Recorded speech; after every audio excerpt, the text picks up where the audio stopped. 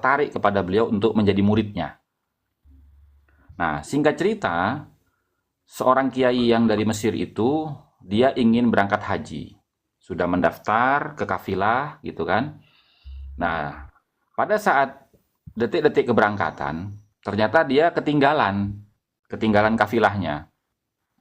Akhirnya dia bersedih, karena niatnya untuk berangkat haji di tahun ini, itu tertunda, karena ketinggalan kafilah. Kalau zaman sekarang ketinggalan pesawat gitu loh.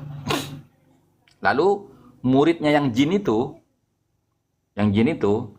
menawarkan diri, ya Syekh, jangan bersedih. Kalau memang panjenengan tahun ini ingin berangkat haji, mari saya bantu. Gimana caranya? Wong saya sudah ketinggalan kafilah. Tenang saja Syekh gitu loh. Kan sudah tahu kan, kalau Mesir ke Mekah itu kan harus menyeberangi Laut Merah kan. Nah, maka katanya jinnya itu, nanti begini saja, Syekh silahkan naik ke punggung saya akan bawa saya terbang, melintasi Laut Merah, sampai kepada Mekah supaya saya bisa, naik haji. Oh ya sudah, akhirnya naiklah si Syekh itu ke punggungnya, si jin yang menjadi muridnya itu. Nah, ketika dia melintasi Laut Merah, tiba-tiba gurunya dilempar sama itu. Berarti kalau Leo tadi mau melempar saya, jin deh itu. Maka isnata finnasi huma bihim kufrun at-ta'nu fin nasab wan niyahatu 'alal mayyit. Ya. Dua perkara yang menyebabkan orang itu menjadi kafir. Yang pertama itu mencela nasab orang dan meratapi mayit. Nah, ini maksudnya apa? Gitu loh, ya. Di sini ada bab di kitab Al-Madkhal ila ilmin nasab wa qawaidihi pada halaman 91 itu ada bab tentang naqdul ansabi wa tamyizuha, ya, mengkritik nasab, ya, mengkritik nasab di sini itu. Jadi di sini begini, la wala yu'addu naqdul ansabid dakhilati wa ibtaliha, ya, bihaqqin wa ilmin minat ta'nil ladzi naha anhu Nabi sallallahu alaihi wasallam. Ya. Mengkritik nasab yang masuk wa ibtaluha dan membatalkan nasab bihaqqin dengan kebenaran wa ilmin dan keilmuan minat ta'nil ladzi naha anhu Nabi sallallahu alaihi wasallam tidak termasuk daripada kategori mento'en yang mana Nabi melarang. Biqaulihi dengan sabdanya isnatani, dua perkara finnasih huma bihim kufrun, yang terjadi dalam manusia, yang keduanya itu menyebabkan mereka menjadi kafir. Yang pertama at-ta'nu fin nasabi, yaitu mencela di dalam nasab, wan niyahatu 'alal mayyit, dan meratapi mayit. Iya. Sepakat Gus, dan perlu dijelaskan juga ya Gus ya. Bentar dulu. Lanjut. Sebentar dulu, sabar. Li'anna ta'na, karena sungguhnya ta'an al-muradu fil hadits, yang dimaksudkan di dalam hadis ini huwa ta'nu fi ansabin nas, yaitu mencela di dalam nasabnya manusia bijahlin, dengan kebodohan, wa ghairi ilmin, dan dengan tanpa ilmu. Gitu loh. Sudah Gus. Oh ya udah, silakan lanjut. Dan perlu dijelaskan juga Gus, kalau saya salah dibenarkan. Yang dimaksud kufrun itu di situ kan Gus ya, bukan kafir dalam artian keluar dari Islam, tapi kan bukan itu kan yang dimaksud itu. Sama halnya tak woco sampai selesai. Tadi pertanyaanmu wis terjawab ngono lho. Iya. Komentar ae sampean niku. Aku sik tak woco kitab durung tak simpulno, durung tak jelasno. Terus alkemi. Lek OTW macak turu kok kowe malah umak.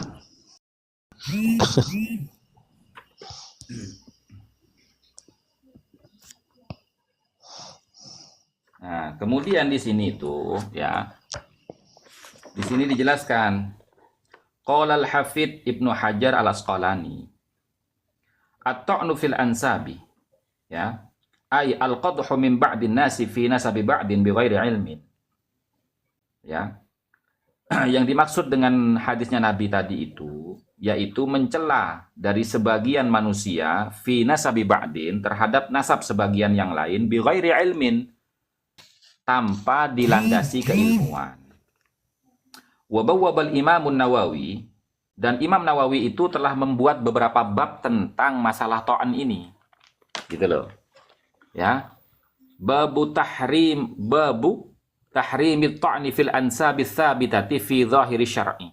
Bab tentang haramnya mento'an fil ansab, di dalam nasab ats-tsabitati, yang sudah diisbat fi zahiri syar'i, di dalam zahirnya syariat. Jadi kalau nasab itu sudah diisbat oleh para ulama ahli nasab, maka tidak boleh ada orang yang mencela nasab itu. Nah, dalam masalah nasabnya Ba'alawi ini, siapa yang mengisbat nasabnya Ba'alawi ini?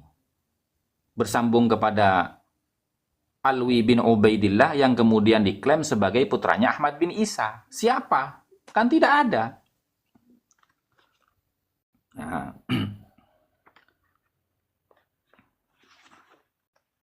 Kemudian fadalla mafhumul mukhalafati ala anna ta'na fima lam yathbut ghairu manhiyin anhu. Gitu loh ya. Maka ini menunjukkan mafhum mukhalafahnya, pemahaman terbaliknya. Bahwasanya mento'an nasab yang belum pernah diisbat ghairu manhiyin anhu itu tidak terlarang. Jadi kita mengkritik nasabnya Ba'alawi ini nggak terlarang, nggak termasuk mento'an yang dilarang Nabi. Kenapa? Karena jelas nasabnya itu bermasalah. Bermasalahnya di mana? Tidak sesuai dengan kaedah-kaedah nasab. Di mana letak tidak sesuainya?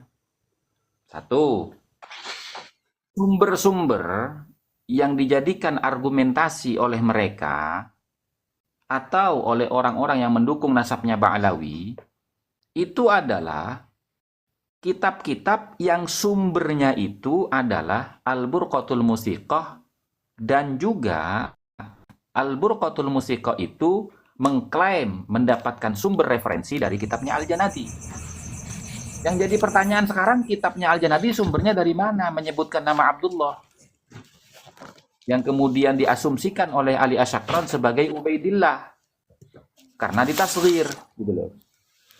Nah, sementara dalam kaidah ilmu nasab, bagaimana yang tertulis dalam kitab Al-Madkhal, Muqaddimat, dalam kitab Al-Muqaddimat, ya, itu kan la yahtajju bi kathratil masadir. Janganlah orang itu berhujjah dengan berbagai sumber apabila adanya kulluha, sumber-sumber yang dijadikan referensi di dalam berhujjah, tungqalu min aslin wahid, itu dikutip atau ditukil dari satu sumber yang sama.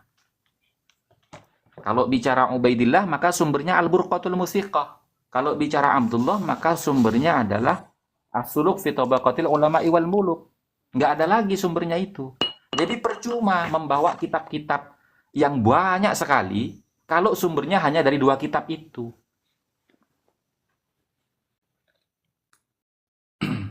Gitu loh. Artinya terputusnya sanadnya Ba'alawi itu adalah dari kitab Al-Burqa dan As-Suluk. Ke atasnya nggak ada. Kalau ada, pasti dari awal polemik pasti ditampilkan. Ini sudah 2 tahun lebih tidak ditampilkan. Ini menunjukkan bahwasannya nggak ada. Gitu. Begitu teman-teman. Kenapa fasik? Karena tidak mengikuti standarisasi keilmuan gitu loh. Itu.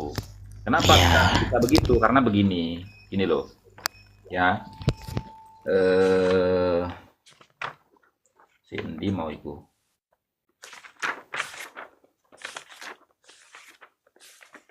Dalam aduh di sih tapi itu si iki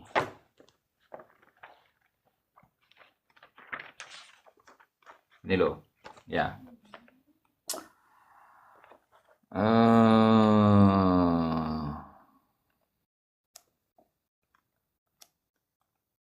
Gini.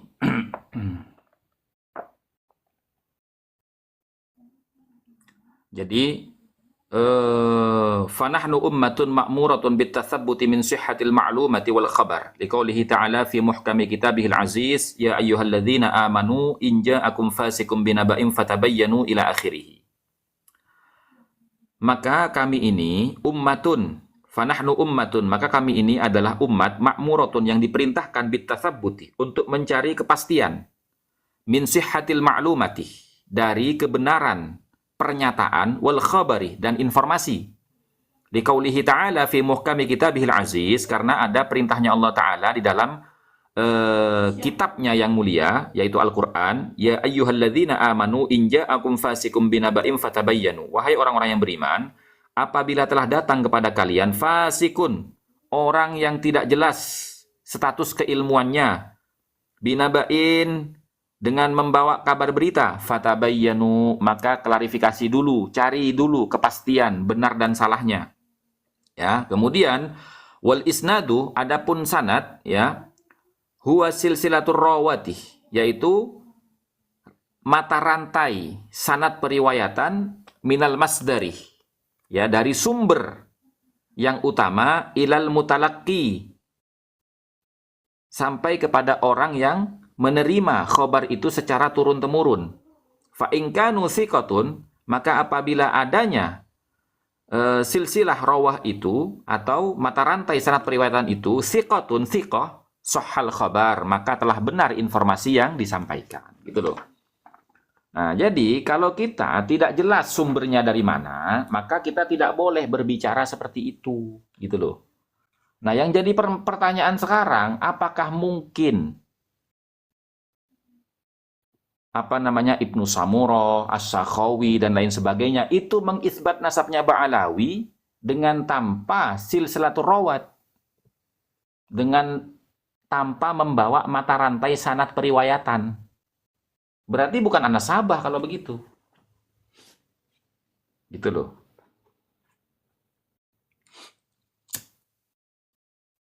Jadi poinnya sekarang itu sebenarnya bermuara kepada siapa? Dari mana referensinya Al-Janadi dalam kitabnya As-Suluk fi Tabaqatil Ulama'i wal Muluk menyebutkan nama Abdullah sebagai salah satu putra daripada Ahmad bin Isa yang tidak pernah disebutkan oleh para ahli ulama nasab dari abad ke abad, dari zaman ke zaman, gitu loh. Nah, ketika mereka mengatakan ini berdasarkan apa mereka itu mengisbat nasabnya Ba'alawi?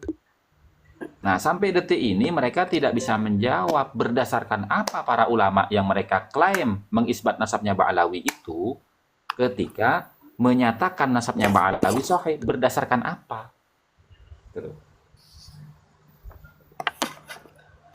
Oh, berarti yang diikhbarkan oleh mereka bahwasanya semua nakobah itu sudah mengisbat itu tidak benar ya, Gus? Sekarang begini Bang Cepi, mohon maaf ya Bang Cepi. Iya, monggo. Apakah mungkin pernyataan mereka itu bisa kita terima begitu saja tanpa adanya bukti?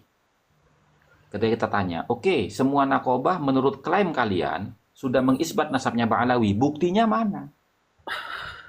Nakobah ini kan satu lembaga, di mana ketika dia mengambil keputusan, baik itu mensahihkan nasab seseorang maupun membatalkan nasab seseorang, itu akan ada suratnya, akan ada dokumennya yang disebut dengan syahadah.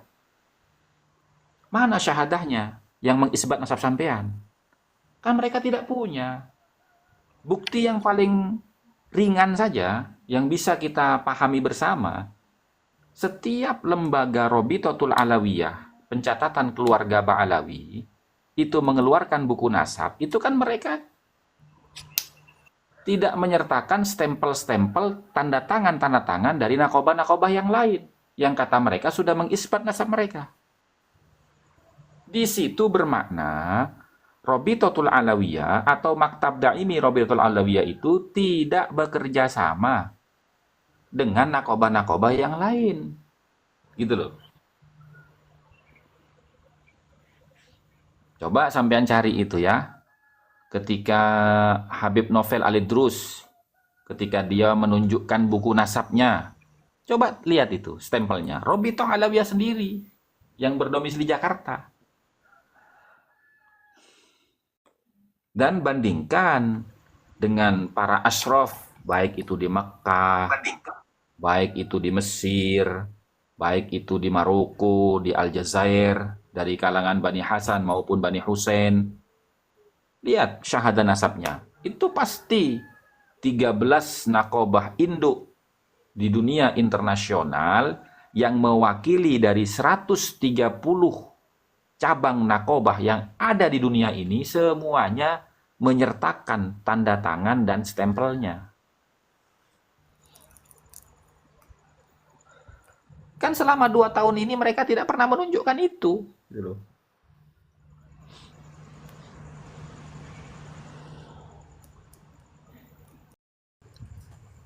Bentar Kang Den. Gimana Kang Cepi? Ya, saya ya. Iya. Penjelasannya Ya, penjelasan. terima kasih untuk penjelasannya dari Gus Hasan. Sekali lagi saya sangat terima kasih. Dalam hal ini sangat mencerahkan. Jadi mungkin kalimat terakhir dari saya, monggo lanjutkan demi kebenaran. Bukan demi angga-anggaan, bukan demi kemenangan, tapi benar murni demi kebenaran. Monggo lanjutkan perjuangannya.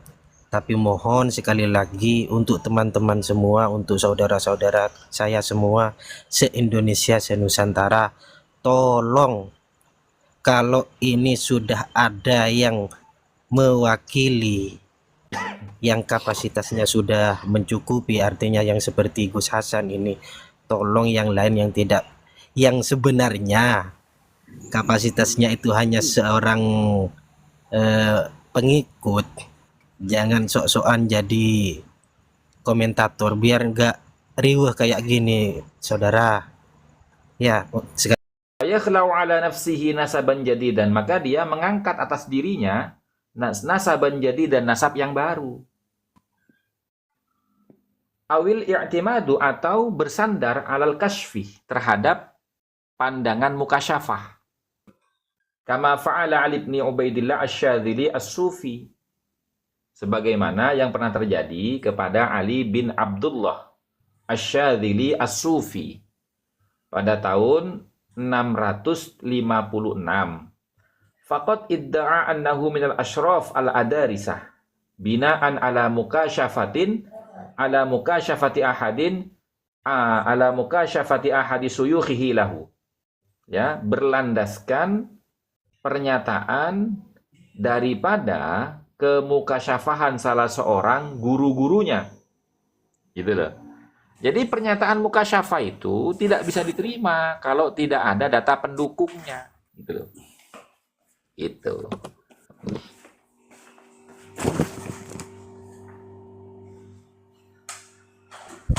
Gus, kalian dua kitab iki enggak?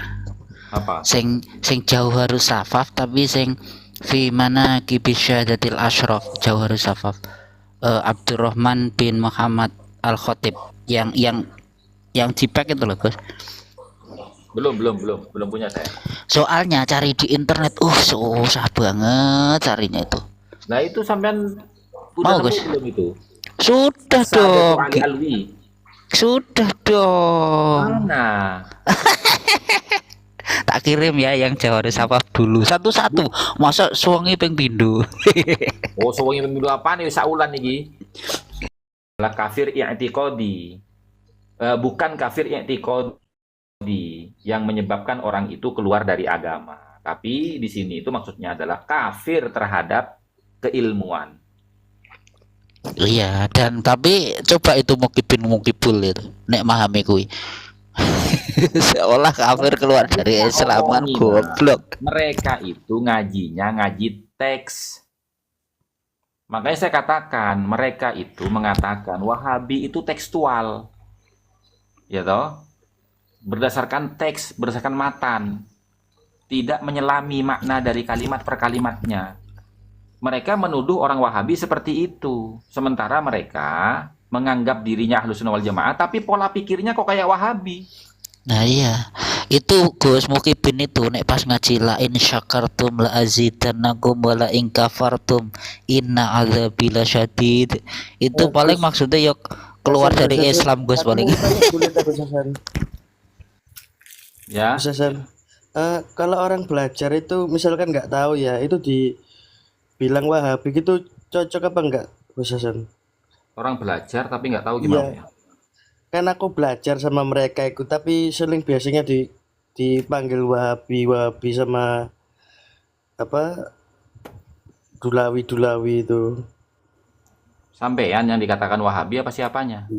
Ya saya kan masih baru belajar, jadi pemahamannya kan agak aneh kan, kelihatan Gus Hasan. Mesti kalau ngobrol sama mereka itu dikatain Wahabi kan sering. Oh iya. Jadi gimana ya? Panggilannya apa mukmin apa panggilannya? Panggilan siapa? Awam. Ya saya ini loh biasanya kan kalau orang belajar itu ada sebutannya. Awam. Awam. Oh. Ketika mengkritisi tentang Dulawi dianggap Wahabi gitu. Itu maksudnya. Iya, soalnya kan pahaman saya kan udah kelihatan beda. Oh iya, bukan sekedar Langsung- Wahabi semua. Langsung ngejudge. Ada teman saya dikatakan Hawarij, ada satu lagi temanku dikatakan Salafi, ada satu lagi yang satu lagi temanku dikatakan binatang, ada satu kalau lagi Hawarij itu dikatakan apa? setan, Kalau ada Hawarij satu itu lagi apa? dikatakan gundruwo. Banyak macam teman-teman saya itu dapat titel dari Dulawi. Hawarij itu apa? Khawarij itu akar dari Wahabi gitu. Akar loh ya, akar.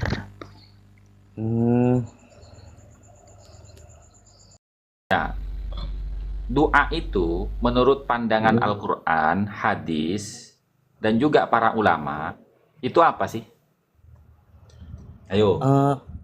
Permintaan kita. Senandung harapan Gus. Perintah Gus, perintah. Senandung, Ojo Wahabi yo. senandung harapan Gus. Ayo. Perintah Gus, perintah. Perintah. Oke, Bang Alkemi jawabnya perintah.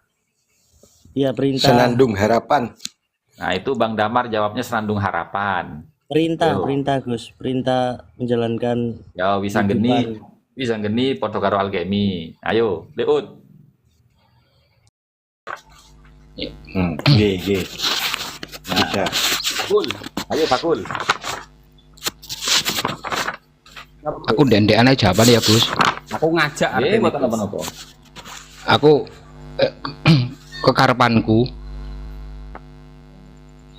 keinginanku, ya, keinginanku, karpu, lek bahasanya keinginan itu bukan anu ya. Ya, keinginan bolehlah dikatakan keinginan. Karepku. Ya. Pakul, ayo Pakul. Ayo Pakul.